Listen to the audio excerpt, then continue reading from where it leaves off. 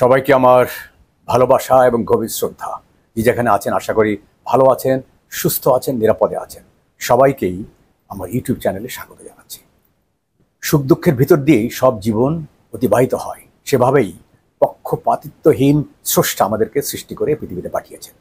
কিন্তু এই পৃথিবীর আমরা নিজের দুঃখ কষ্টকে অন্যের থেকে বেশি এমনটা চিন্তা করে থাকি, কিন্তু সে ভাবনা নিতান্তই অমূলক।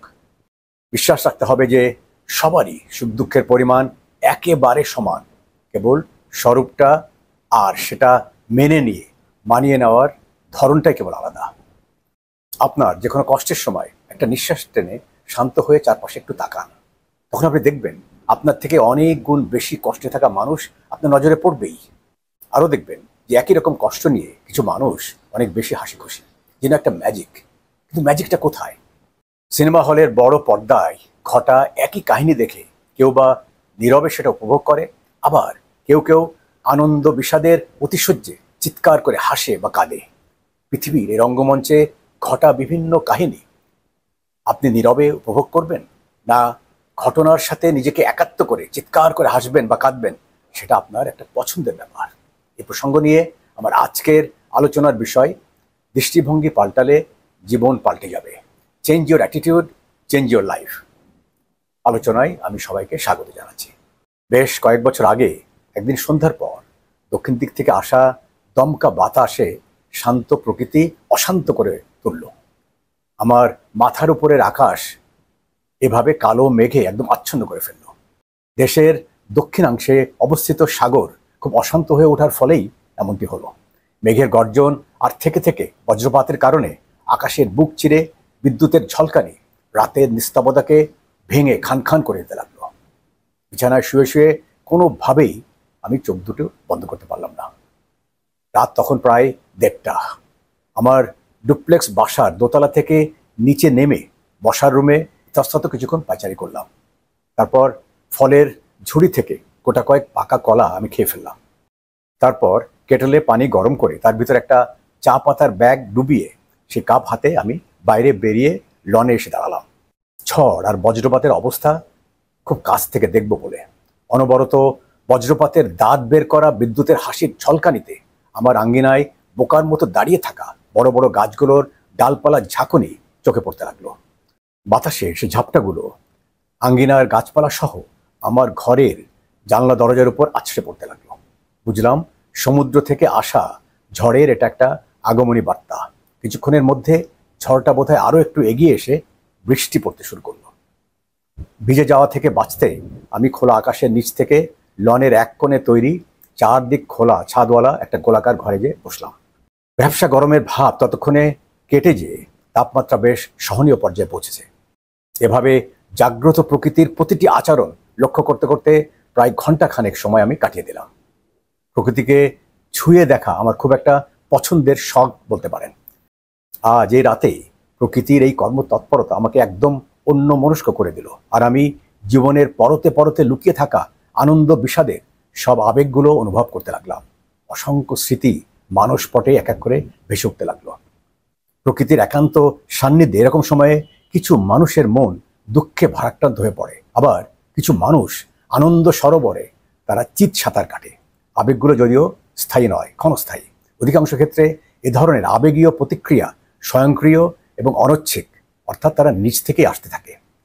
কিছু মানুষ আছে যাদের এই ধরনের আবেগপূর্ণ প্রতিক্রিয়া তারা উপভোগ করে, এমনকি এ ধরনের ইতিবাচক প্রতিক্রিয়ার জন্য তারা অপেক্ষা করতে থাকে। এ ধরনের মানুষ এ ধরনের আবেগীয় প্রতিক্রিয়াকে হৃদয়ে প্রবেশ করিয়ে নিজের মধ্যে ডুব দিয়ে নিজেকে পরিবর্তন করে বাস্তবতার সাথে মানিয়ে নেওয়ার তাড়না অনুভব করে।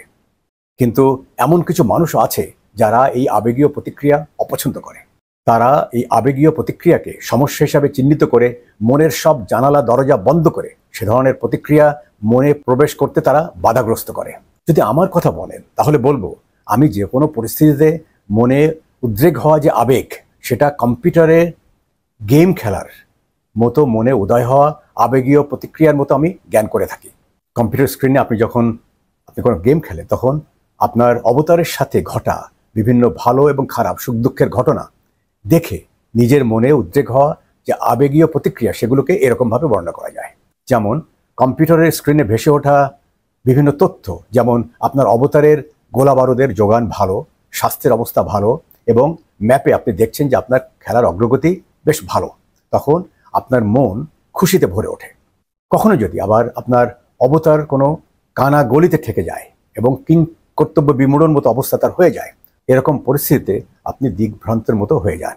এছাড়া যদি নিজের অবতারের গোলা বারুদের ভাণ্ডার ফুরিয়ে যেতে থাকে বা তার স্বাস্থ্যের অবনতি হওয়ার প্রেক্ষিতে আগাত নানা ধরনের বিপদের মোকাবেলা করার সামর্থ্য আপনার অবতারের নেই বলে আপনার মনে হয়, তখন আপনার মন উদ্বিগ্নতায় ভরে যায়।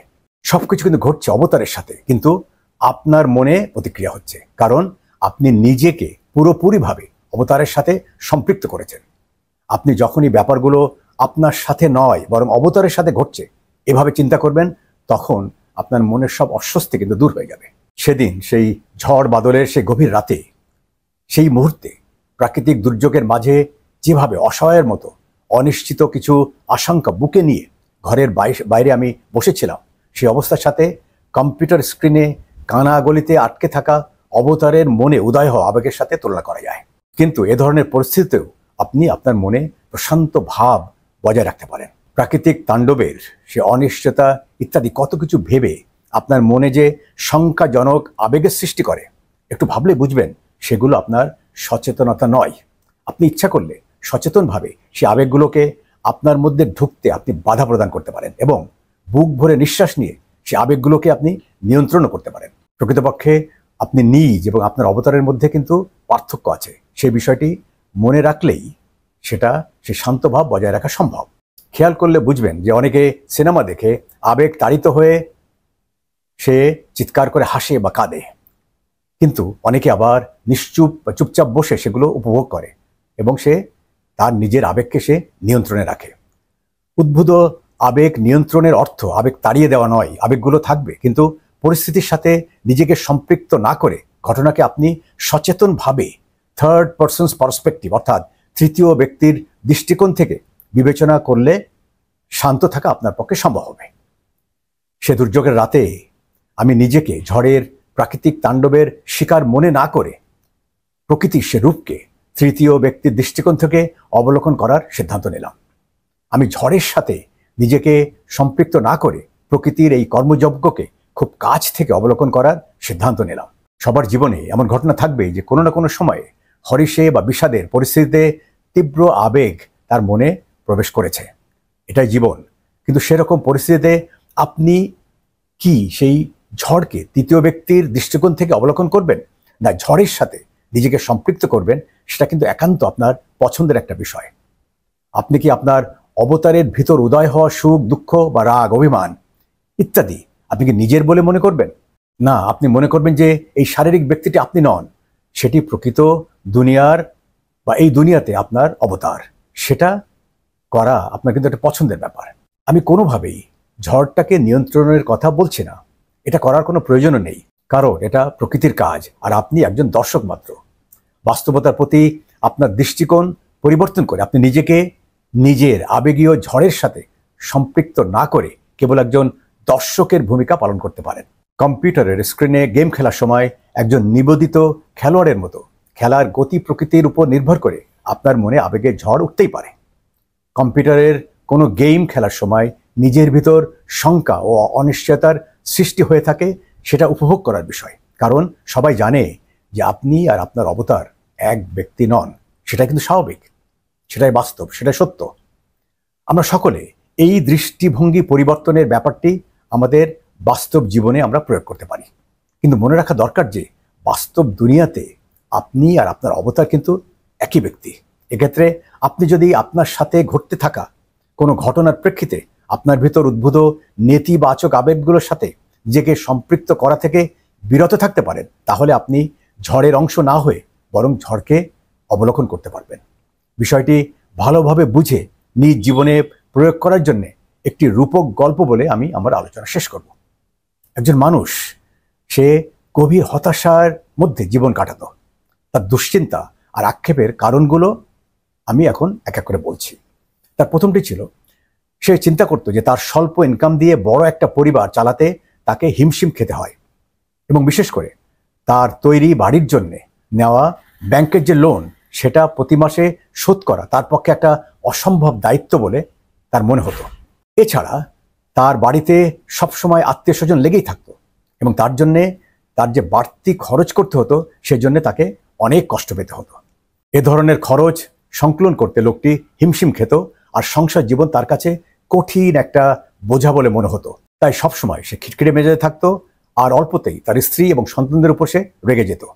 এই অবস্থায় একদিন তার 10 বছরের ছেলে তাকে বলল, বাবা, আমার একটা হোমওয়ার্ক করতে হবে, তুমি আমাকে একটু সাহায্য করতে পারবে? মাথার ভিতর আকাশ পরিমাণ সমস্যা নিয়ে ছেলের এ ধরনের তুচ্ছ বায়নার প্রেক্ষিতে লোকটি ছেলের উপরে ক্ষিপ্ত হয়ে তাকে খুব বকাঝকা করলো এবং তাকে বিরক্ত না করে নিজের কাজ নিজে করার জন্যে বকা দিয়ে তাকে তাড়িয়ে দিল। ছেলেকে বকাঝকা করার পর বেশ কিছু সময় অতিবাহিত হওয়ার পর রাত্রে শুতে যাওয়ার আগে লোকটির যখন রাগ কমলো তখন ছেলেকে বকাঝকা করার জন্য তার মনে কিছুটা অনুতাপ আসলো। সে অনুতাপের জন্যে লোকটি ছেলের শোয়ার ঘরে গেল, দেখলো ততক্ষণে ছেলেটি ঘুমিয়ে পড়েছে। লোকটি তার ছেলের পড়ার টেবিল থেকে তার হোমওয়ার্কের খাতাটা তুলে নিতেই দেখলো ছেলেটি নিজ থেকেই তার হোমওয়ার্ক শেষ করে ফেলেছে। হোমওয়ার্কের শিরোনাম যেটা ছিল সেটা হলো অনেক কিছুই প্রাথমিকভাবে ভালো না মনে হলেও পরবর্তীতে সেগুলো ভালো প্রমাণিত হতে পারে, সেটাই ছিল হোমওয়ার্কের শিরোনাম। সেই শিরোনামে প্যারাগ্রাফে ছেলেটি যা লিখেছে বাবা সেটা পড়তে শুরু করলো। ছেলেটি প্রথমে যেটা লিখেছে, ফাইনাল পরীক্ষা আমার কাছে একটা কষ্টের ব্যাপার, কিন্তু ফাইনাল পরীক্ষা আমার কাছে ভালো কিছু মনে না হলেও পরীক্ষার পর ছুটি পাওয়া যায়, তাই পরীক্ষা আমার কাছে তেমন কিছু খারাপ বলে মনে হয় না। দ্বিতীয় ঘটনাটা ছেলেটি যা লিখেছে সেটা হলো ঔষধ খুব তিতা বলে তা খেতে আমার একদম ভালো লাগে না, কিন্তু তিতা হলেও ঔষধ ভালো, কারণ সেটা সেবনে আমার অসুখ ভালো হয়ে যায়। 3 নম্বর সে লিখেছে, আমার অ্যালার্ম ঘড়িটা অসময়ে ঘুম ভাঙিয়ে সবসময় সেটা আমার বিরক্তির কারণ হয়, তবুও আমি ঘড়িটার প্রতি খুব কৃতজ্ঞ, কারণ সঠিক সময়ে এটি আমাকে জাগিয়ে দেয় এবং প্রতিদিন সকালে মনে করিয়ে দেয় যে আমি জীবিত আছি। একদম শেষে ছেলেটি লিখেছে যে আমি খোদার কাছে খুব কৃতজ্ঞ, কারণ তিনি আমাকে এত ভালো একজন বাবা দিয়েছেন। যদিও তার বকাবকি আমার খারাপ লাগে, তবুও তিনি আমাকে খেলনা কিনে দেন এবং আমাকে বেড়াতে নিয়ে যান, তাই তার মতো একজন বাবা পেয়ে আমি খুবই কৃতজ্ঞ।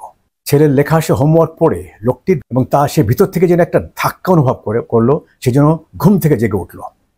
তার অতটুকু ছেলের কৃতজ্ঞতা বোধ এবং বিশেষ করে একদম শেষের লেখাটা পড়ে সে লোকটির ভিতর একটা বিরাট পরিবর্তন আসলো। সে নিজেকে নিয়ে তার উদ্বিগ্নতার বিষয়গুলো একটা ভিন্ন দৃষ্টিভঙ্গিতে দেখবে বলে সে মনস্থ করলো। প্রথমে যেটা সে ভাবলো সেটা হচ্ছে, সে ভাবলো যে আমার উদ্বিগ্নতার মূল একটা বিষয় হচ্ছে আমার বাড়ির লোন পরিশোধ করা, কিন্তু তার অর্থ হচ্ছে আমার একটা বাড়ি আছে, অনেকের নিজের বাড়ি নেই, কিন্তু আমি তো সে ব্যাপারে অনেকের থেকে ভালো আছি। দ্বিতীয় যে ব্যাপারটি সে চিন্তা করলো সেটা হচ্ছে পুরো পরিবারের খরচ আমাকে বহন করতে হয়, অর্থাৎ আমার পরিবার আছে কিন্তু অনেকের তো পরিবার নেই, তারা একাকী নিঃসঙ্গ জীবন, এক দুর্বিষহ জীবন কাটাচ্ছে। 3 নম্বর প্রসঙ্গ যেটা সে চিন্তা করলো সেটা হচ্ছে আমার বাসায় আত্মীয় বন্ধু বান্ধব তাদের আনাগোনা লেগেই থাকে, অর্থাৎ সমাজে আমার সুনাম আছে, আমার প্রয়োজনে তারাও আমার পাশে একদিন দাঁড়াবে। আর শেষে সে লোকটি যা চিন্তা করলো সেটা হচ্ছে আমাকে প্রতি মাসে অনেক টাকা খরচ করতে হয়, অর্থাৎ আমি অনেকের থেকে ভালো ইনকাম করি, আমার বন্ধু বা প্রতিবেশীর অনেকে আছে যারা বেকার। দৃষ্টিভঙ্গির এ পরিবর্তন লোকটির মন থেকে সকল অপূর্ণতার যে হতাশা সেটা দূর করে সৃষ্টিকর্তার উদ্দেশ্যে লোকটি মনে মনে বলল, প্রভু, তোমার দানকে অস্বীকার করার জন্যে আমি সত্যিই খুব অনুতপ্ত। লোকটি তখন গভীর কৃতজ্ঞতা চিত্তে ঘুমের কোলে ঢলে পড়া ছেলের মুখখানি কিছুক্ষণ নীরবে অবলোকন করে নিজের মনকে প্রশান্তিতে ভরপুর করে তারপর সে আলতোভাবে ছেলের কপালে একটা চুমু দিয়ে খোদার প্রতি যার পর নয় সে কৃতজ্ঞতা প্রকাশ করল। এখানে শিক্ষণীয় যে প্রতিটি জীবনই সুখে দুঃখে ভরা, এটাই নিয়তি, এটাই বাস্তবতা। স্রষ্টার এ অমোঘ বিধানকে নেতিবাচক দৃষ্টিকোণ দিয়ে বিচার করলে মন সবসময় বঞ্চিত এবং বেদনা বিধুর হয়ে থাকবে, কিন্তু দৃষ্টিভঙ্গি পাল্টালে আপনার জীবন পাল্টে যাবে। জোয়ার ভাটা আছে বলেই আমরা সেটাকে নদী বলি, জোয়ার ভাটা না থাকলে তাহলে সেটা কোনো বদ্ধ জলাশয়, খাল বা বিলের মতো হয়ে যেত। মানুষের জীবনও সেরকমই, সুখ দুঃখ আছে বলেই আমরা কিন্তু জীবিত। দৃষ্টিভঙ্গি পাল্টালে জীবন পাল্টে যাবে। সবার জীবনের সুখ দুঃখকে ইতিবাচক দৃষ্টিতে দেখে জীবনকে প্রশান্তিতে ভরে তুলুন, সে আশাবাদ ব্যক্ত করেই আমার আলোচনা শেষ করছি। সাথে থাকার জন্যে ধন্যবাদ ও কৃতজ্ঞতা। সবাই ভালো থাকুন, প্রশান্তি ভরা মন নিয়ে থাকুন। মানবতায় মানব ধর্ম।